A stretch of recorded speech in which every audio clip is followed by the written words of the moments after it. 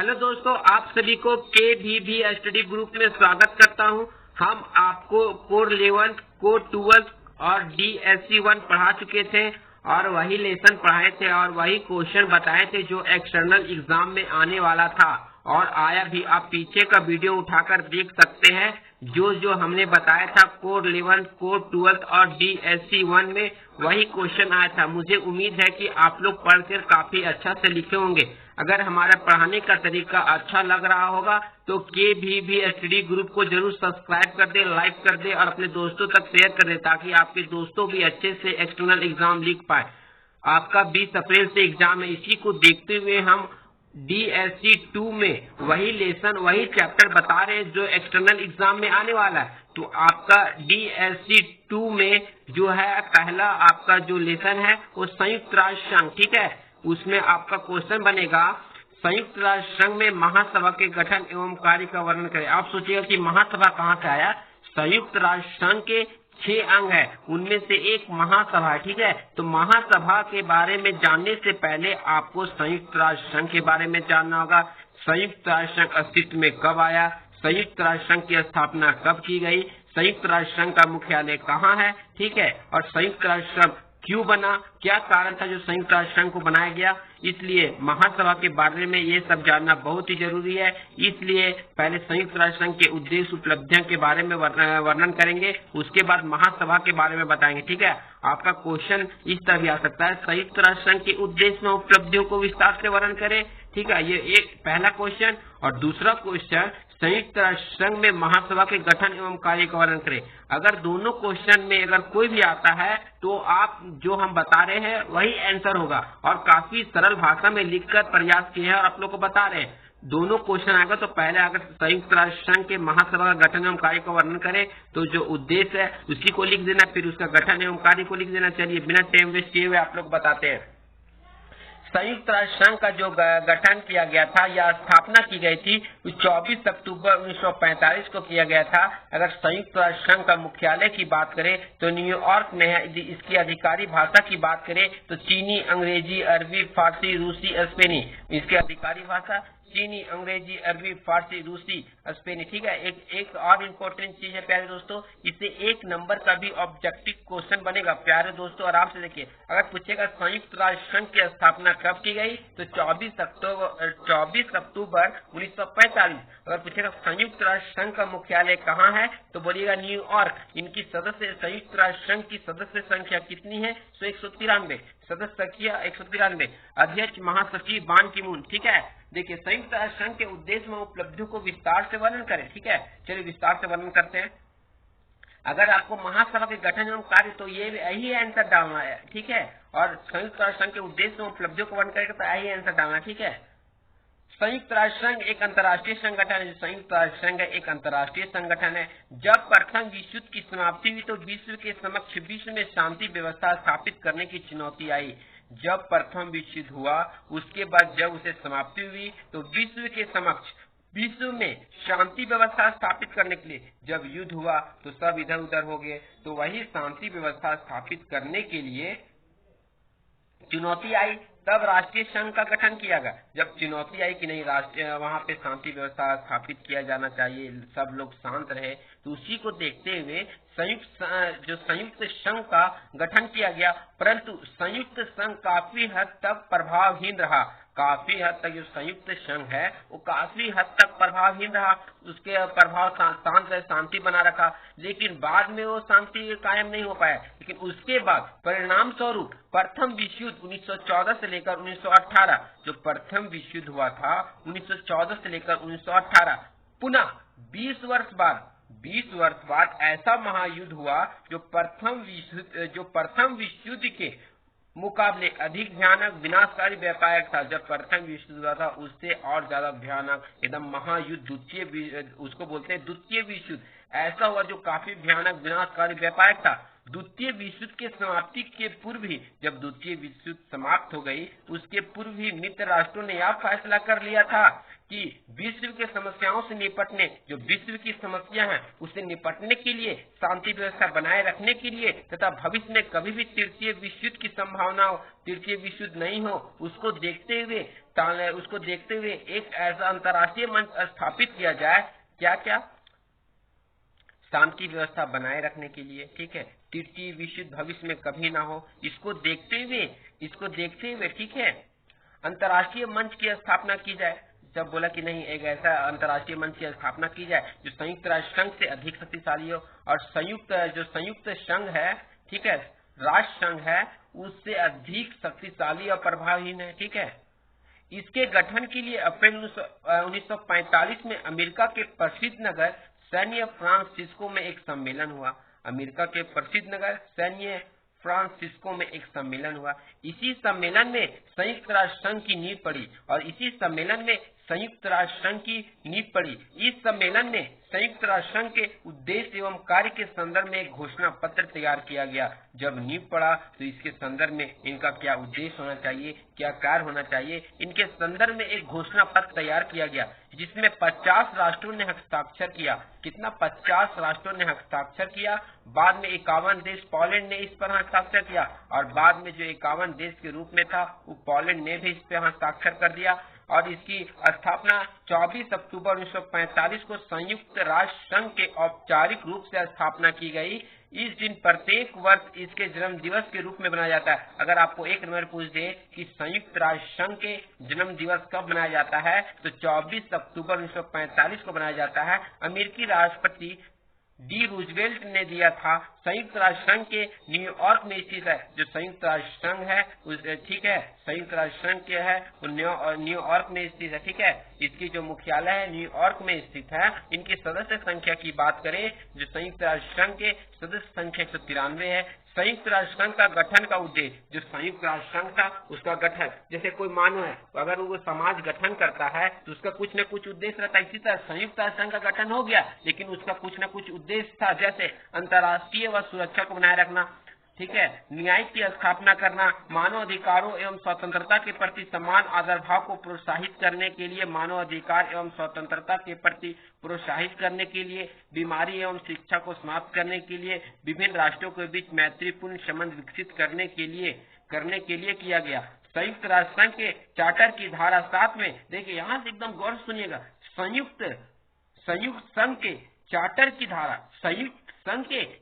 धारा 7 में संयुक्त राष्ट्र संघ के 6 अस्थायी अंग बतलाए गए हैं, जो इस प्रकार है। आपको बताया था 6 अस्थायी अंग बतलाए गए हैं, जो इस प्रकार है। देखिए कौन कौन सा 6 है, याद कर लीजिएगा। महासभा, सुरक्षा परिषद, न्याय परिषद, सचिवालय, आर्थिक व सामाजिक परिषद, अंतर्राष्ट्रीय न्यायालय। क्या? महासभा, सुरक्षा परिषद, न्याय परिषद, सचिवालय, आर्थिक व सामाजिक परिषद, अंतर्राष्ट्रीय न्यायालय। इसमें देखिए आपको पूछा था संयुक्त राष्ट्र संघ के महासभा के गठन एवं कार्य का वर्णन करें, यहाँ से हो जाएगा महासभा। देखिए महासभा के बारे में थोड़ा सा बताते हैं, और काफी सरल भाषा में बताने का प्रयास करें दोस्तों, ताकि आप लोग एक्सटर्नल एग्जाम में बहुत अच्छे से लिख पाए, ठीक है। अगर आप लोग को पीडीएफ चाहिए तो आप लोग बता दीजिए कमेंट करके, आप लोग को पीडीएफ भी दे दिया जाएगा। महासभा संयुक्त राष्ट्र संघ का पहला जाना माना अंग है। जो महासभा है संयुक्त राष्ट्र संघ का पहला जाना माना अंग है, क्योंकि इनमें सभी सदस्य राष्ट्र शामिल होते हैं। इनमें से सभी सदस्य के सभी राष्ट्र के सदस्य शामिल होते हैं, जो कि अभी तक 193 देश है। इन सभी देशों को प्रतिनिधित्व मंडल के चुनाव के लिए वोट का अधिकार भी प्राप्त होता है। महासभा को आम सभा भी कहा जाता है। महासभा को आम बोल देगा कि जो संयुक्त राष्ट्र संघ की महासभा है उसका दूसरा नाम क्या है, ठीक है। एक नंबर क्वेश्चन में आएगा तो बोलिएगा आम सभा भी कहा जाता है। और इस सभा की वर्ष में एक बार बैठक बुलाई जाती है, और इस सभा की वर्ष में एक बार बैठक, अगर क्वेश्चन कर देगा ऑब्जेक्टिव में कि सही जो महासभा की बैठक वर्ष में कितनी बार बुलाई जाती है, तो एक बार बुलाई जाती है। इसके साथ ही जरूरत पड़ने पर विशेष बैठक बुलाई जा सकती है, ठीक है। महासभा के कार्य, ठीक है, महासभा के कार्य आपको बताएंगे, ठीक है। लेकिन इससे पहले कुछ और है जो संयुक्त राष्ट्र संघ के बारे में आपको बताते हैं, ठीक है। महासभा देखिए एक और सरल भाषा में लिखने को प्रयास किए, 2 तरीके से महासभा के बारे में बता रहे। एक पहला जो आपको बता चुके हैं, ठीक है, और दूसरा भी बताया जा रहा है, काफी सरल भाषा में बता रहे दोस्तों, ताकि आप लोग अच्छे से एग्जाम में लिख पाए।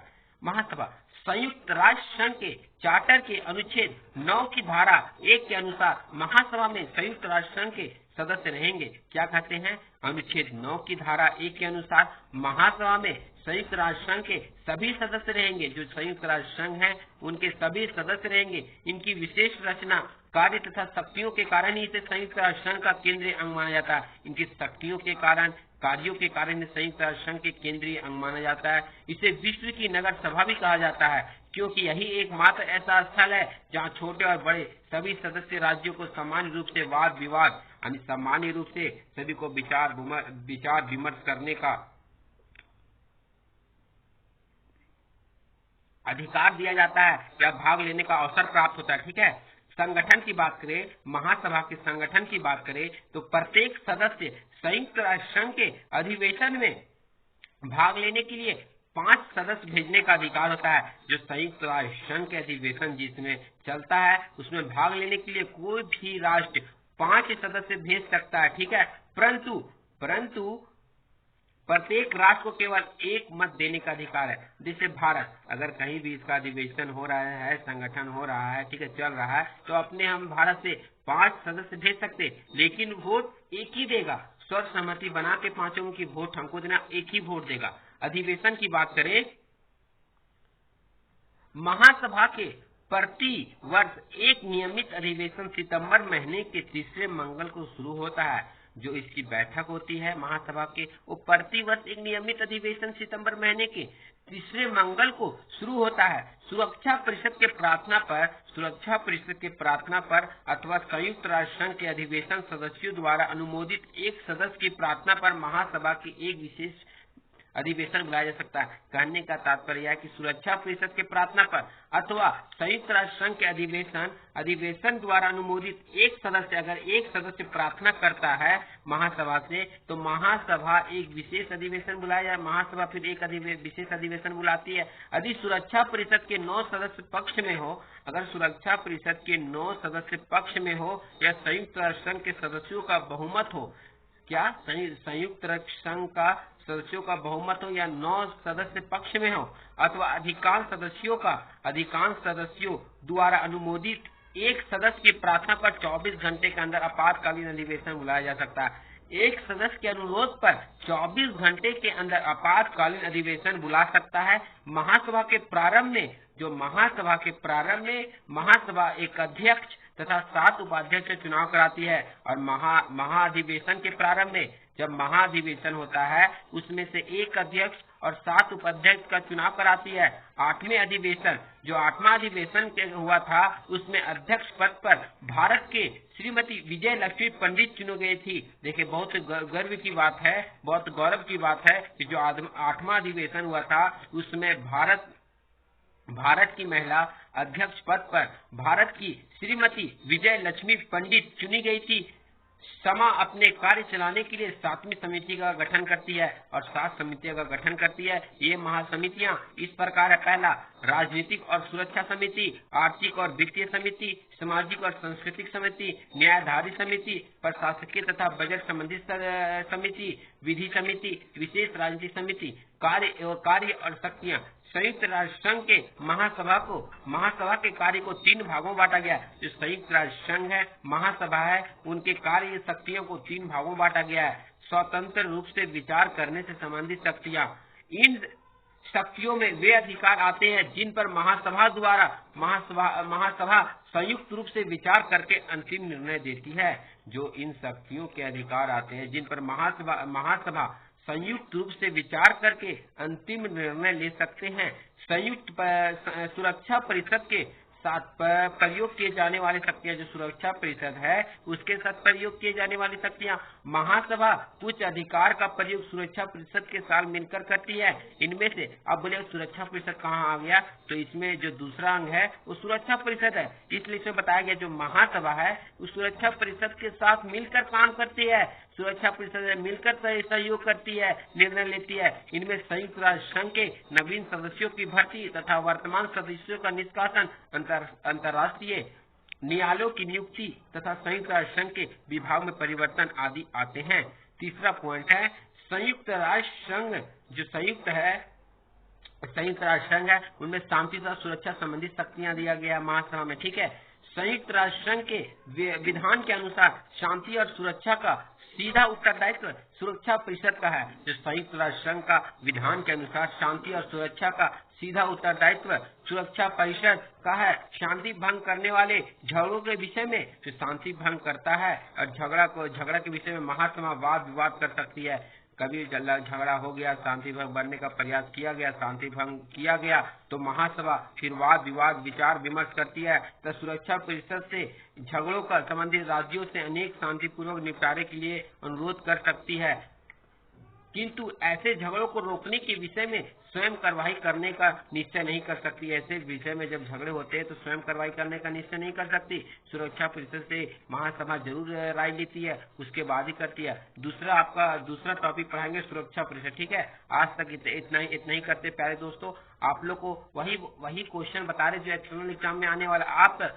आपको पढ़ना है, नहीं देखना तो वीडियो ऑन करके छोड़ दीजिए और सिर्फ आप सुनिए। आपको काफी सरल भाषा में समझा रहे हैं और आप समझ जाइएगा, उसके बाद आप काफी आसान तरीके से लिख पाइएगा, मुझे उम्मीद है।